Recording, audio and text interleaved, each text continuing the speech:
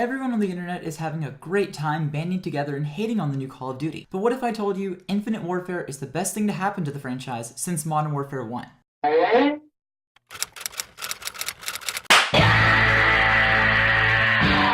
Hello everyone, my name is Jonathan, and before I can go any further into this video, I need to explain how a business works. Although businesses are used to create goods and services to meet the wants and needs of the public, the primary goal of a business is always, first and foremost, to make a profit. Therefore, even though we as the consumers are all pumped and excited for whenever FIFA 16 or Halo 5 are announced, the businesses that make these games are not creating them because they want to make us happy or to push the medium of gaming forward, is to create a profit so that everyone on those teams can eat and provide for their families. Now let's talk about innovation. Businesses have nothing against innovation or change for that matter. They're just hesitant to initiate change because doing so could result in several unpleasant consequences for said businesses. Example 1. Part of their consumer base could be alienated by this new change and no longer spend money on their goods or services. Like when the Xbox One launched with a Kinect and is now sitting at around 18 million units sold, while the PS4 has sold over 40 million. Example 2. The amount of time and energy that would be required to change the way your entire business operates would be a complete nightmare. You may have found a new and more efficient way to flip a burger at your restaurant, but in order to implement this change globally, the company would need to go to the hundreds of franchises and retrain the thousands of employees to flip their hamburgers in this new way. Or in the case of example 3, the new change may just not work as intended, and your entire company could come to a screeching halt. This example, of course, being inspired by the Apple iOS, which seems to be functional every other update.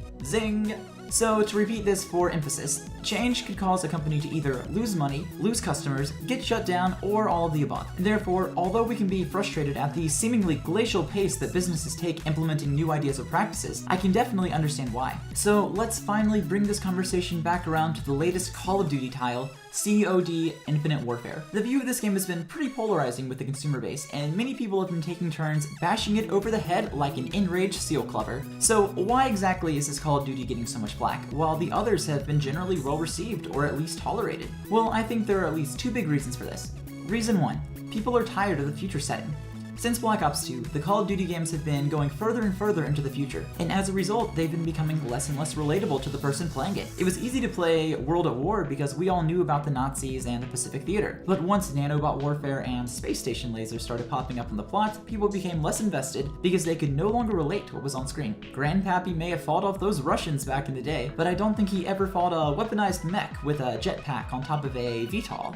The second reason is that from the gameplay and trailer footage that we've seen so far, this doesn't look like a proper Call of Duty game. The Call of Duty brand comes with a certain expectation in the same way that a Pepsi does. You don't buy a Pepsi and expect it to taste like Sprite or Mellow Yellow. You bought it because you wanted a specific taste that only Pepsi could give you. When I as a consumer think of Call of Duty, I think of a boots-on-the-ground arcadey shooter set somewhere around modern times or in the mid to late 1900s. When we compare this more realistic image to the new Call of Duty titles, just about everything since Advanced Warfare seems more like a science fiction shooter, more akin to Crysis or Halo. This is not your typical Call of Duty, and this game is not relatable, and that is why people are so angry at this game. So I've been doing my own share of bashing at this game, but like I said earlier, this could in fact be the best thing that's happened to the franchise in a long time. In order to find out why this is, let's try and shift our perspective to that of one of the Infinite Warfare game developers. Most likely they're freaking out right now because their cash cow franchise looks like it's going to be making a lot less money this year. That means a smaller budget for the next game they make, some people working on the game may actually get fired, and the Call of Duty brand may lose prestige and end up being replaced by Battlefield, Gears of War, or some other shooter franchise. If you were these developers, you would be in crisis mode right now, and a crisis is one of those few special things that can inspire rapid change. So as a manager speaking to his employees in a boardroom, how do we get people to buy Call of Duty games again? How about we send it back to a more modern setting? How about the Korean War, or go back to the Vietnam setting from Black Ops 1? Also, how about we get rid of the jetpacks and robots and have people play as a lone soldier who's able to survive on the battlefield because of his wit and skill with a rifle, not because of the nanobots in his bloodstream or the jetpack that he jumps around with. I'm going to take an educated guess and say that this is the direction that Call of Duty will be going with the next game. Although I could be completely wrong, and just to spite us, the entire next game will take place on the moon. That would be fun. Probably not, though. I know this is not a popular opinion, but I think the setting for Infinite Warfare is actually very cool. And even though people are saying it's going to be terrible, I'm legitimately interested to see what the developers do with it. Clearly though, the majority of the fanbase does not agree with me, so the developers will need to tailor their next game to fit the wants and needs of the large sum of people who will be buying it. Call of Duty has lost its sense of direction in the last few years, and I think that Infinite Warfare, whether it's good or not, will serve as a wake-up call to the developers and help them to realize they may not have been making what the consumers want. The Call of Duty game you want is coming, people. It will just take about a year or two longer to come out than expected.